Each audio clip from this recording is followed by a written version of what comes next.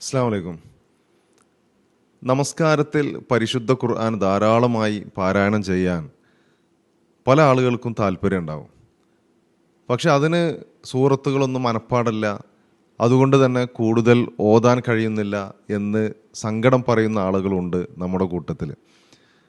പ്രവാചകൻ സല്ലല്ലാഹു അലൈഹി വസല്ലമ ഒരിക്കൽ സഹാബികളോട് ചോദിച്ചു, നിങ്ങൾക്കാർക്കാണ് ഒരു രാത്രിയിൽ ഖുർആനിൻ്റെ മൂന്നിലൊരു ഭാഗം നമസ്കാരത്തിൽ പാരായണം ചെയ്യാൻ കഴിയുക?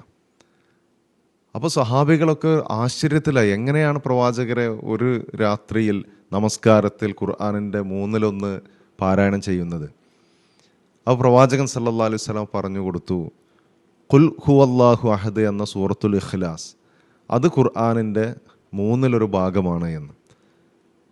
അഥവാ പരിശുദ്ധ ഖുർആനിലെ സൂറത്തുൽ ഇഖ്ലാസ് പാരായണം ചെയ്യുകയാണെങ്കിൽ അത് ഖുർആനിൻ്റെ മൂന്നിലൊന്നിന് സമാനമാകും എന്നാണ് നബി സല്ലല്ലാഹു അലൈഹി വസല്ലമ പഠിപ്പിച്ചിട്ടുള്ളത്. നമുക്കെല്ലാവർക്കും അറിയാവുന്ന ഒരു സൂറത്താണ് സൂറത്തുൽ ഇഖ്ലാസ്.